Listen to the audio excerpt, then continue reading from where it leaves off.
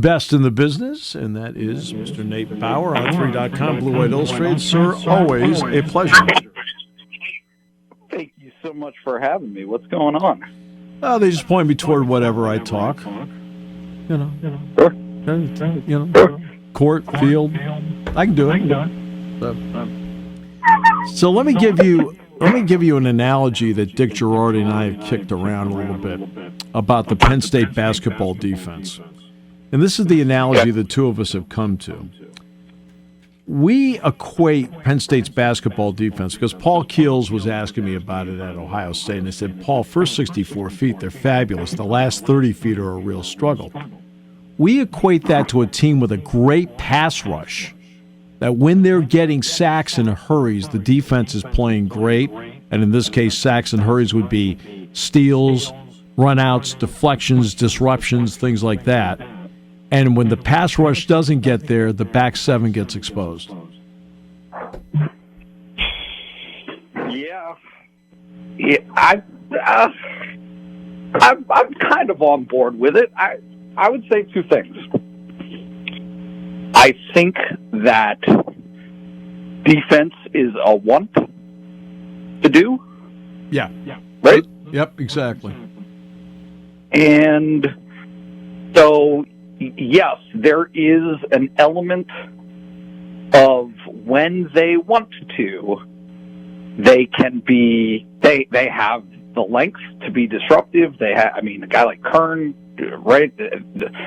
For those 64 feet, as you said, they can be excellent at times, right? Now, certainly there are lineups that can't do it physically, like they're not really capable of it.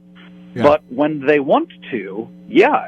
And to be honest with you, I asked Rhodes about it yesterday at his weekly press conference. I said, if you're reading the body language of in game, right?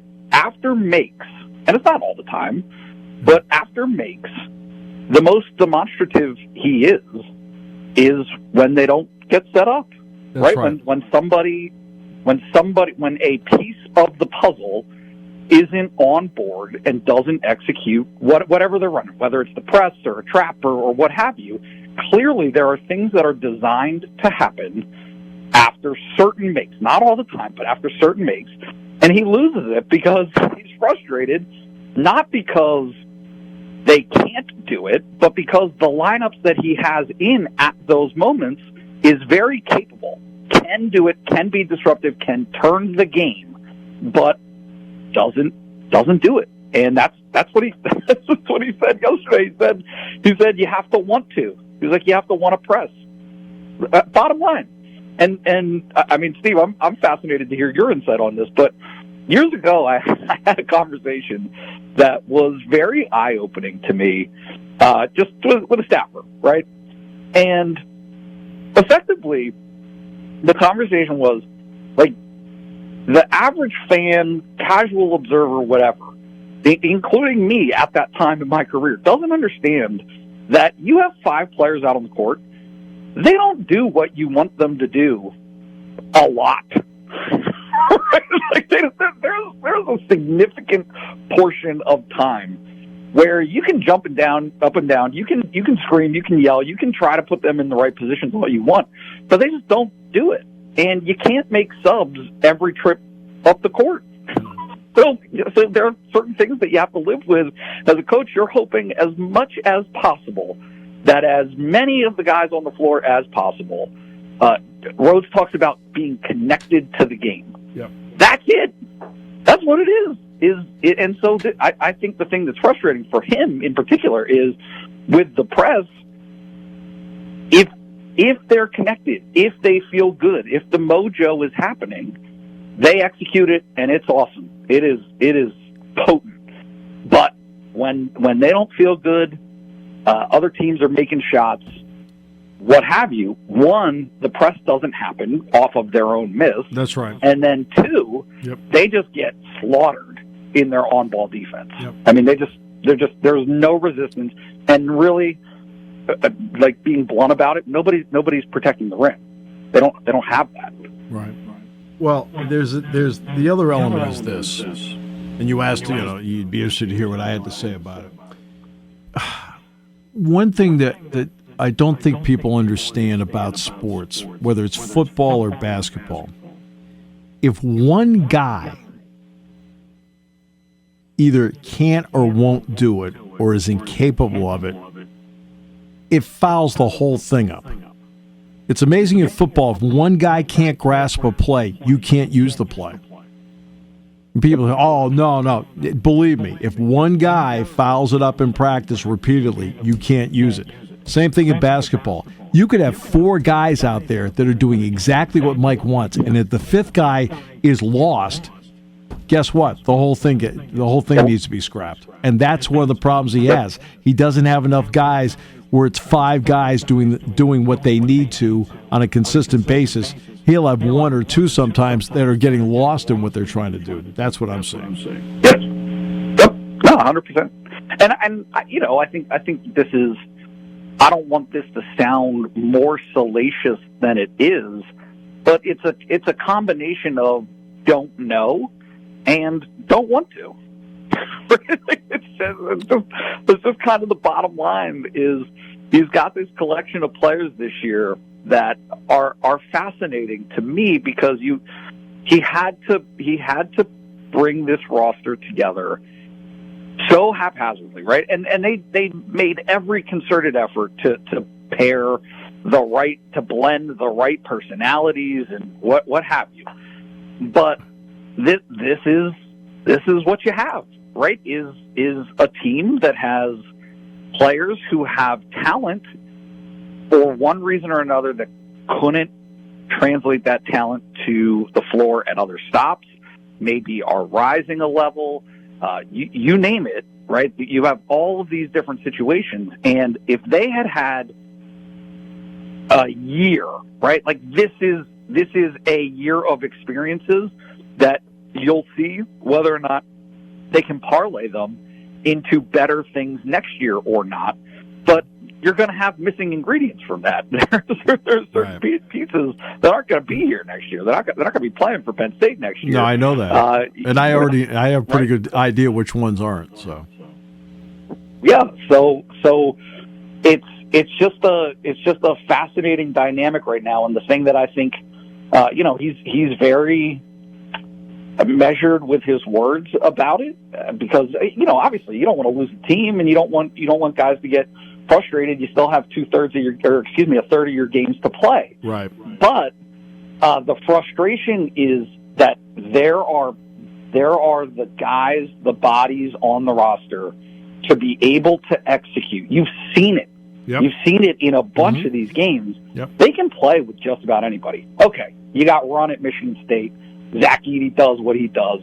That's going to happen. Okay, but every other game that they've played this season, every single one, truly, that they have been able to play with their opponent.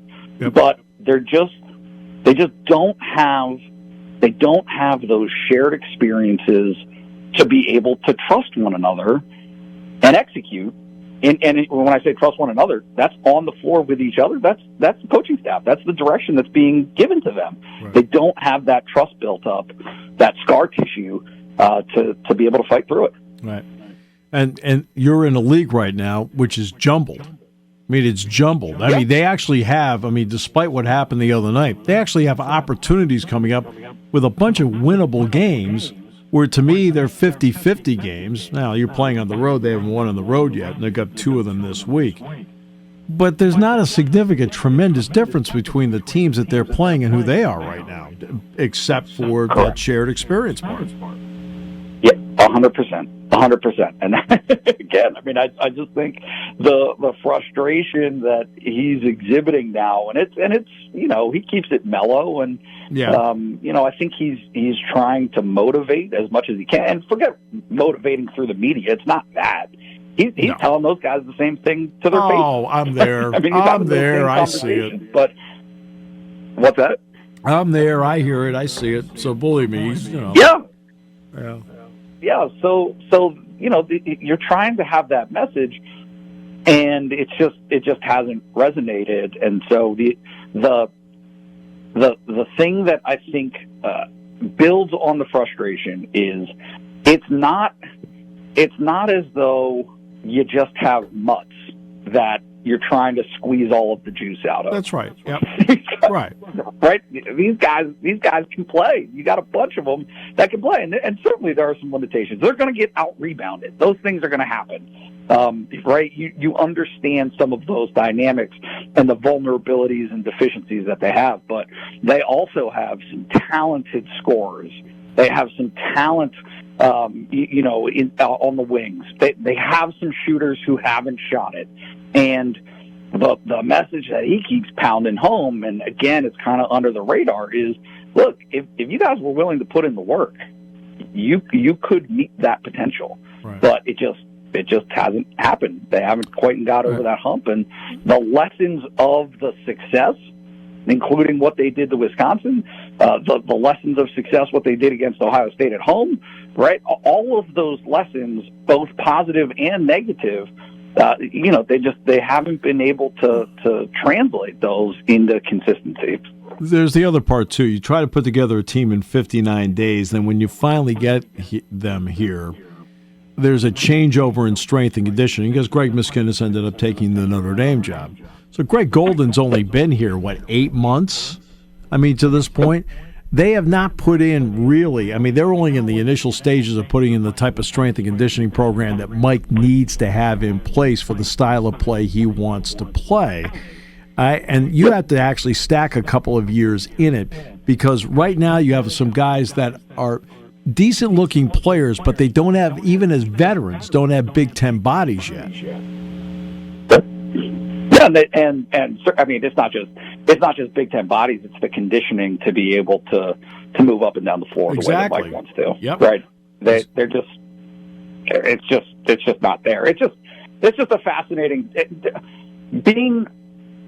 seeing this over the last, the evolution of the program over the last, let's call it 4 or 5 years, right? So the end of Pat Chambers, the Ferry year, you got 2 years of Micah, and now this.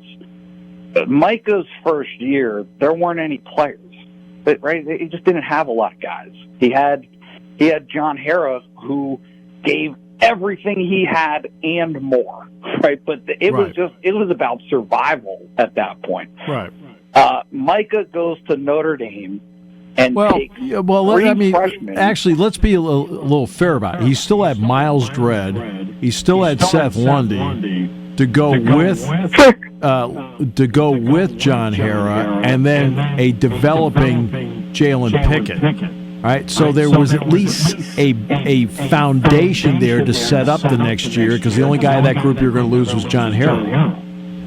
No doubt, but we're still talking about 4 players, right? They didn't have the complementing pieces. They didn't have the depth to be able to pull it off, and that played out over and over and over again, in the sense that they were close. They put up a fight, and they came close a lot. Sure. But they just didn't have that depth. This team actually does have depth. Yeah. This team does have some of those things, but the difference is, and it's just fascinating to me, Shrewsbury was able to go to Notre Dame and take 3 freshmen, right? These incoming freshmen that would have made a world of difference, right? If Rhodes could have, and he talked about it this summer, if he could have built and had a diversity of scholarship distribution on this class, in this roster, things would be different. Right? If Evan Mahaffey is at Penn State right now, things would be different. Kebba but it's just a weird crossroads now for them, because they have decisions to make as to, the unknown of the portal got them into this spot that they're in right now. Yep. So you don't really want to go back to it. Mike Rhodes is a developmental guy. He's going to develop players.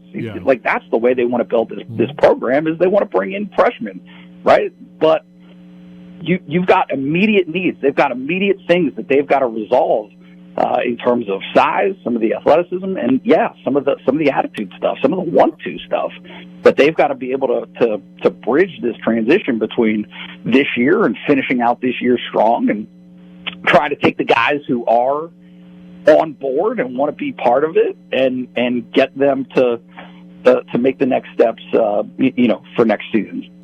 I mean, there's certain programs that have been able to do okay when it comes to the transfer portal, doing things en masse, and I can understand wanting experienced players.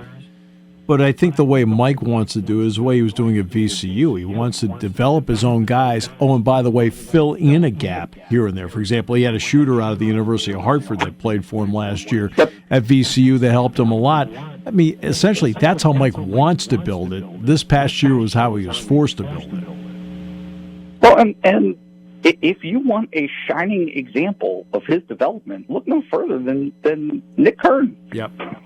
Yeah, Nick's been great. The kid he's a different player, and he is the type of example of what they can be.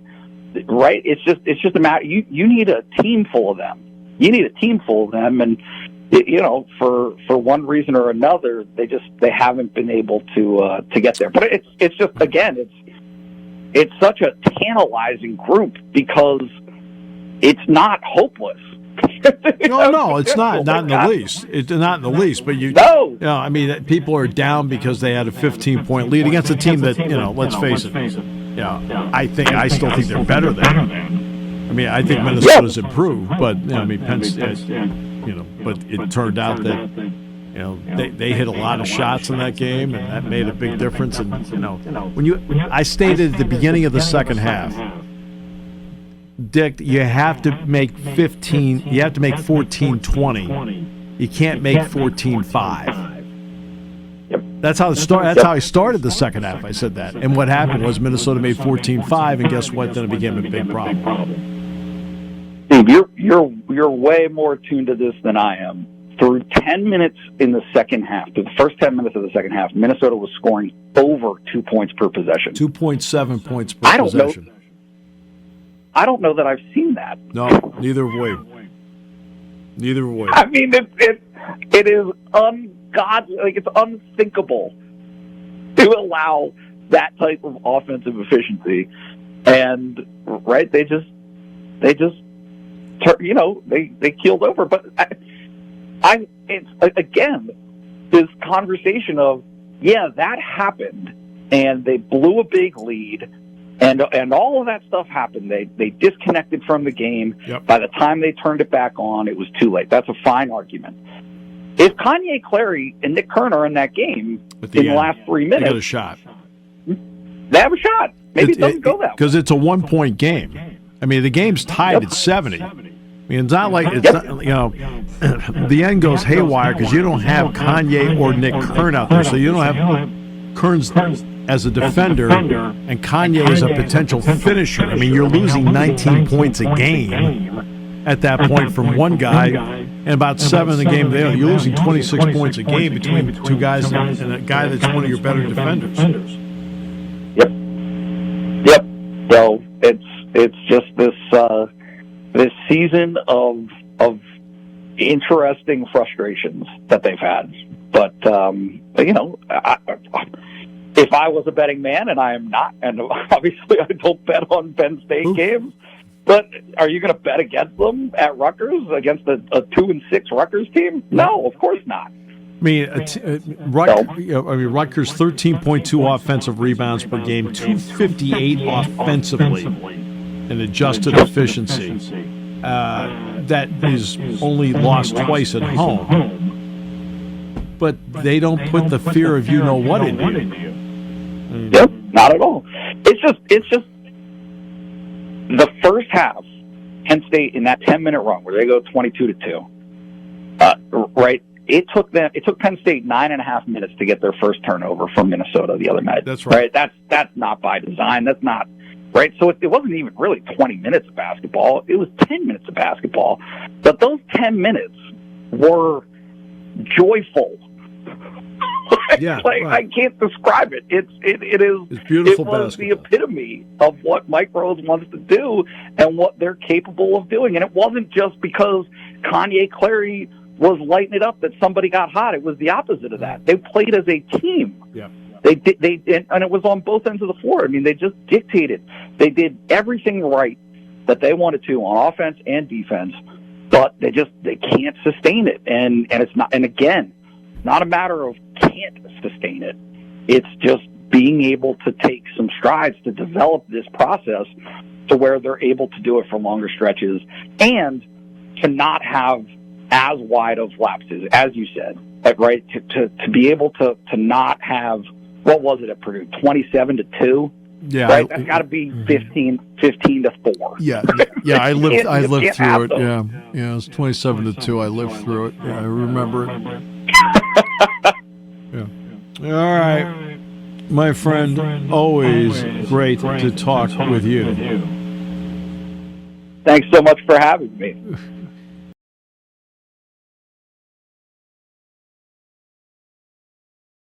Good friend, welcome back. It's great to be here as always. Thanks for having me. All right. Arthur Smith goes from the Falcons, now as the offensive coordinator for the Steelers. Your thoughts on that move? The guy that I wanted them to hire, I didn't think that it would work out. The Steelers have something of a pattern of chaos when it comes to coordinators anyway, but we've seen the outside hire be somebody with a very similar resume to Arthur Smith. And by that, of course, I mean Todd Haley. That's right. Somebody who amazingly turned around in popularity over the last 2 years in Pittsburgh. Smith has the bona fides in the NFL of coordinating pretty strong offense. And the thing that I hung my hat on this offseason in suggesting it wasn't long into the offseason when Smith got fired. It was more of whatever it is that happened in Atlanta, make the argument that some guys just are coordinators. They're not head coaches. They're completely different jobs. People think that, the head coach automatically means he's the best at everything that he's doing. That's not how leadership works. That's not how management works. Arthur Smith, when he was in charge of the offense in Tennessee, he had, in my opinion anyway, up to the point that he took over, a mediocre quarterback.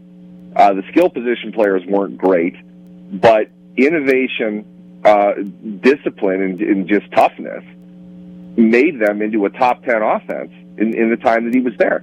The trademark, in my mind, beyond obviously what Derrick Henry is able to produce, is the versatility of the tight ends.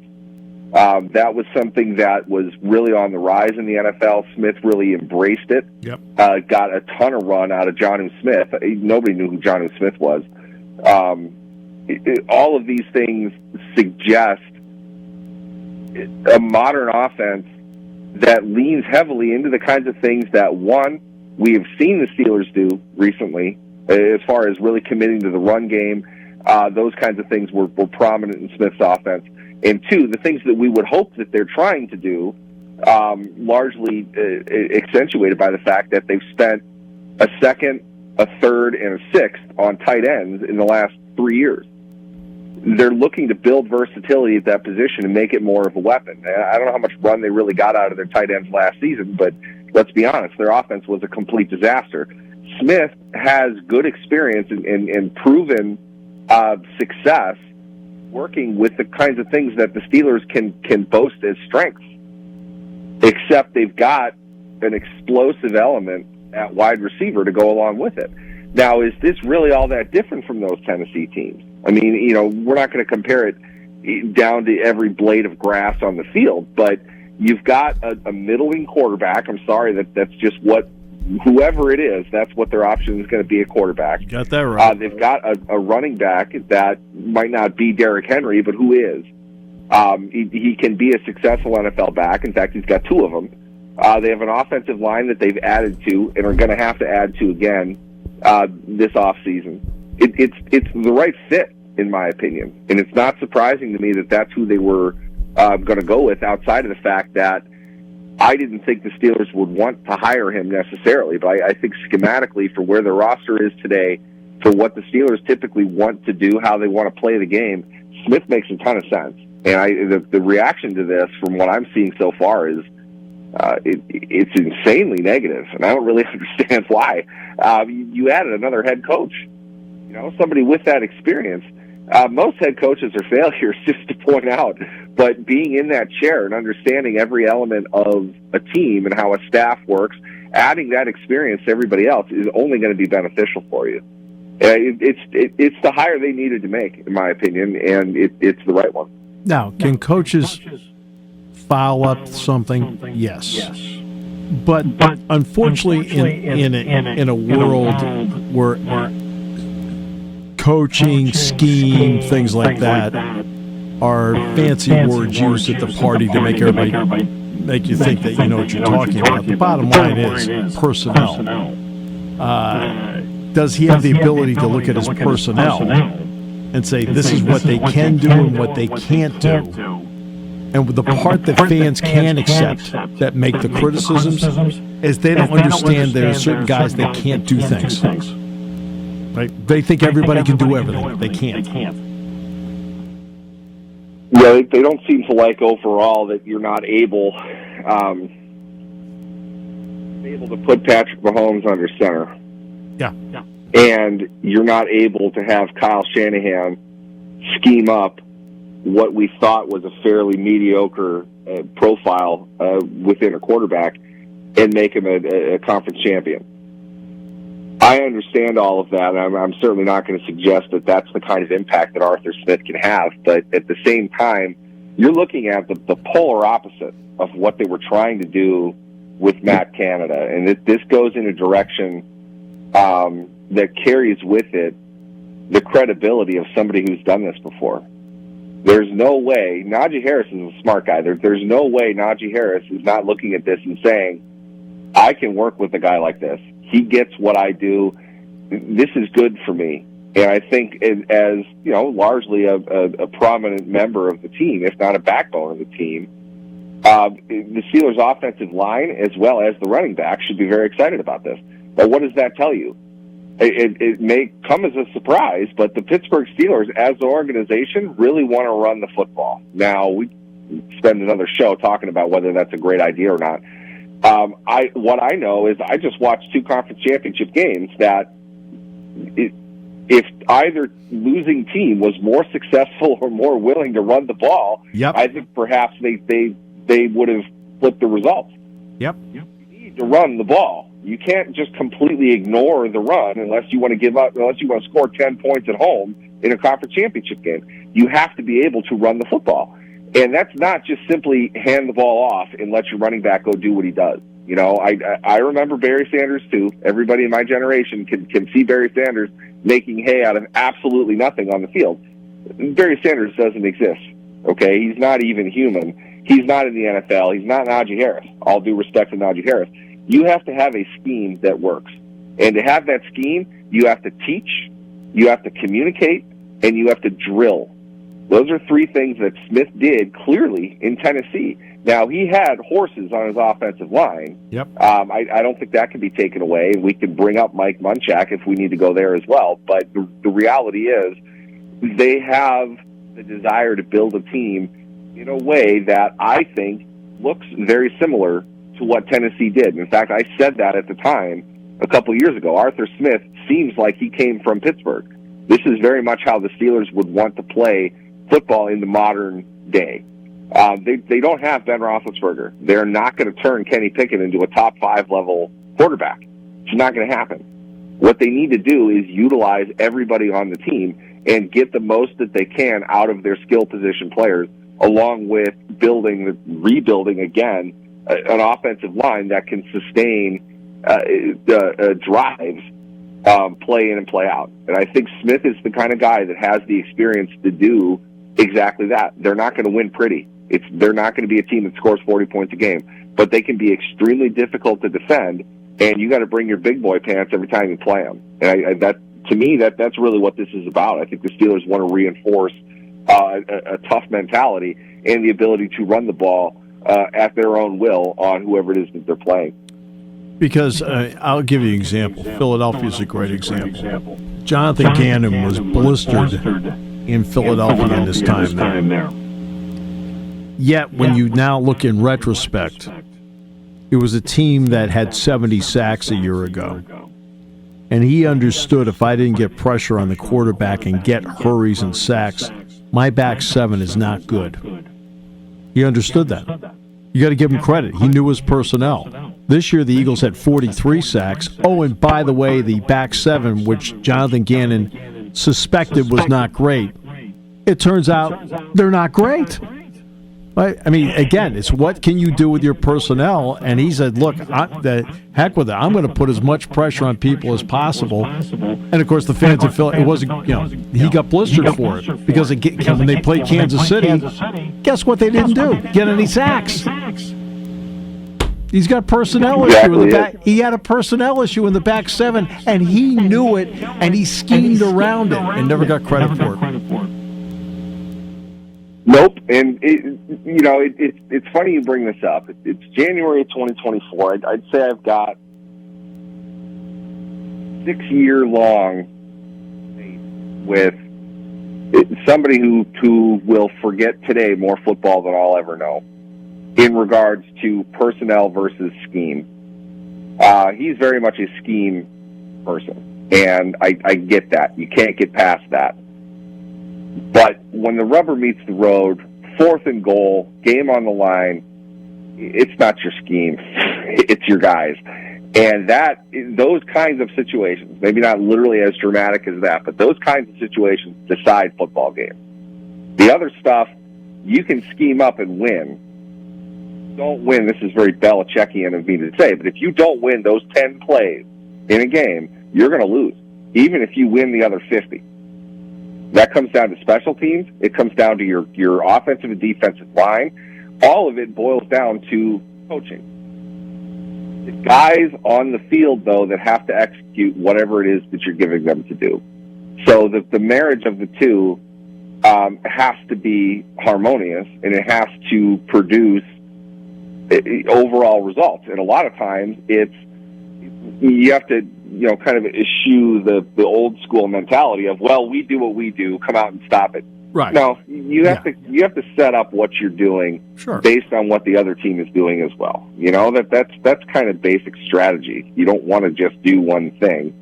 They'll figure that out. And I think the generation that includes excellent coaches like Jonathan Gannon are aware of that. They have to kind of flip things up and to parlay that into the AFC Championship game. It's unfortunate for Lamar Jackson. I know how badly everybody felt for him and how the game was really only about him and really more of an anti-Taylor Swift, Travis Kelce type of thing. Sure.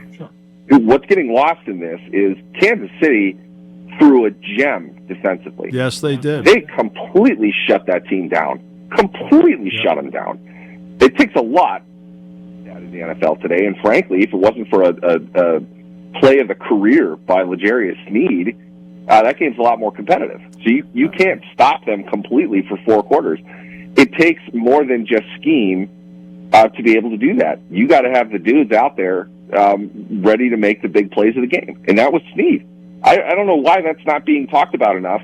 We will only want to discuss Zay Flowers fumbling the ball. Did you see the play Sneed made to knock that loose? Sneed makes the last second he could have done it too. Sneed makes a phenomenal play.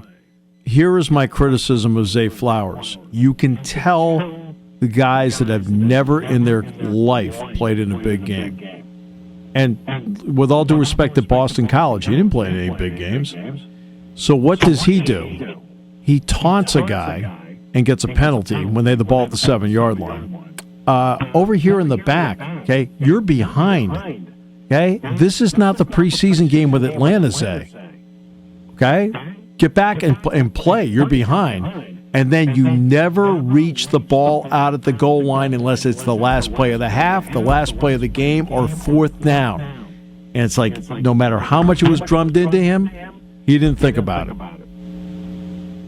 With one hand, too. Yep. It's not even like he's got it squeezed. He's diving away from the tackler to the pylon. Sneed makes it's inexcusable. Sneed makes a fundamentally a great effort play. It's not just a good play; it's a great play. But he did it against a guy who checked his fundamentals in at the door and how to play the game at the door in the biggest game of his life. And hopefully he'll learn from it because he is a talented player. Yeah, it's unfortunate for him, and sometimes guys make better plays than you do, and obviously he's doing it not the taunting thing aside, that's oh my God. That's the immaturity. I don't know how. It's immature. He could have gotten flagged twice for that. That's right. Like, dude, what are you doing? I know. You can't do that. You're losing, okay? You're losing, and B, you need to, let's get going here, okay? We just made a big play. Keep going here. Now we're point blank. We got a chance to get them now. And instead, you had to do that. You're not playing a preseason game in Tampa.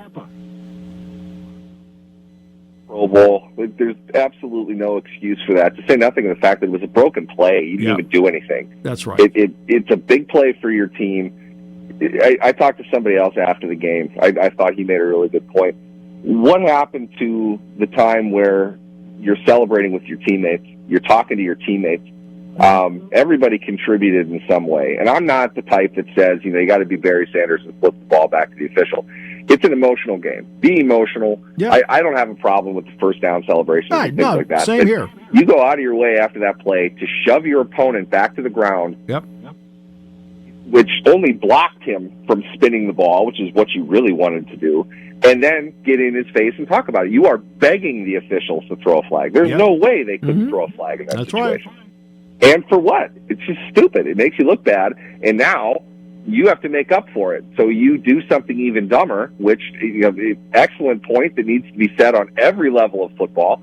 Do not dive for the goal line with the ball. You can't do that because things like this can happen. And that is what the defender is taught to do in that situation. All else fails, you're going for the ball. You're not going to tackle him if his momentum is going forward and you're off to the side. You're not stopping him. Go for the ball, because if it goes out of the end zone, it's your ball, or it just lands right where you need it to land, and you've got it. A nightmare situation caused by them. But the overarching point here is the players make or don't make the plays. That's right. Team is important because you need to know how to put the guys that you have in that position to succeed as possible. If you think it's all you're Josh McDaniels. Failed horrendously 2 head coaching stints because he felt I can call an offense. Doesn't matter if Tom Brady's the quarterback or not. The stuff that he was having Derek Carr do in Las Vegas, it was absolutely ridiculous. That's right. That's the reason he got fired more than anything else. Your scheme cannot come above who you have on the team. Would you draw up things differently if your quarterback was Peyton Manning versus Kenny Pickett? I sincerely hope so. You can't just say, this worked with Peyton Manning, therefore it's going to work with everybody else. Thank you, Adam Gase. Look at his career. Whatever happened to that? You have to be able to mold what you have. And getting back to Smith, that's the key thing. Analyze what you have right now. Give your recommendations. Give your suggestions, things that you want to be added to the team because we want to do this and that and the other thing. That's all good, but you have to draw it up based on what's there. He doesn't walk around with a magic playbook of all these things that he's going to do. They rewrite the whole thing. It's based on the personnel that they have and what they want to do, and they have to start teaching on that immediately.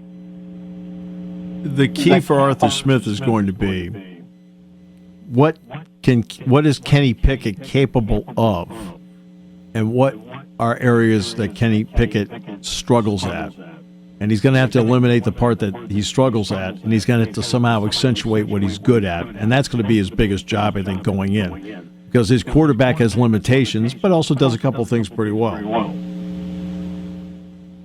I think that's exactly why Arthur Smith got the job. Yep. It's exactly what he did in Tennessee. Now, I get that it didn't work out so well in Atlanta, but let's be honest here. Marcus Mariota, Ritter are probably worse than Kenny Pickett. Okay, it's not a good team. Right. They competed a little bit. Look, he failed as a head coach. I would argue Dick LeBeau is the best defensive coordinator in Steelers history. The failure as a head coach. Got a lot better in Cincinnati. The team didn't. The team was the same. he got a better defense. Everything else fell apart. Todd Haley, at least in recent years, is the best offensive coordinator that the Steelers have had. He's the offensive coordinator that led to the highest points per game average in team history. He was a failure as a head coach. Kansas City's offense wasn't even very good when he was there. He got fired in the middle of the year. He came to Pittsburgh. He would even openly say, I don't really want to be a head coach. I don't think that's the job for me. I want to call plays. I just want to focus on the offense. I don't want to worry about everything else that's going on. So you can't compare Atlanta's offense as part of the reason why Arthur Smith is a terrible candidate for this job. You have to look at when he was an offensive coordinator. And I can't stress this enough. The similarities between the way he called things in Tennessee to what the personnel is like in Pittsburgh make it a perfect fit in my mind. I don't think it's going to take too long to see what that influence is, to say nothing of the fact that you have a guy that has called plays in the NFL before, with success, with failure. He's been in the hot seat before. He's got all of that going in. I'm going to respect that because he can make players better. You know, I'm going to focus a ton on Najee Harris, and I shouldn't, but this guy coached Derrick Henry over some of the best years of his career. No doubt. He's a Hall of Fame player. Yep. A good coach to have on your side. Pat Fryermuth, Washington, Connor Hayward, look at what they did with tight ends in doses. Yep. The versatility of all of them. He got a lot of those guys paid, okay, because the value that they had in Tennessee looked to be translated elsewhere. And, you know, they paid Jonnu Smith, but the other guys they didn't pay. They went elsewhere and got more money. That's what Fryermuth should be looking at right now. He can be a 3-down tight end. He can be that type of player. Right. Washington needs to build and continue to grow. I think they drafted him knowing that, but it's a new day for him. Hayward is probably the best example of it because he's the most versatile out of all of them. You've improved 3 of your players that played significant snaps last year. They could actually run 12 personnel and look like they know what they're doing. They might line up correctly. How about that? How many times did that fail to happen last year? 6? Like 10 the year before that? Right. They're going to get a much stronger level of discipline, I think, than what they had in the past. And I can't stress enough, he is an excellent hire for what they are today and for what they continue to want to be as a franchise. Always great, fun conversation. Thank you, my friend. Appreciate you so much. Absolutely. Thanks for having me.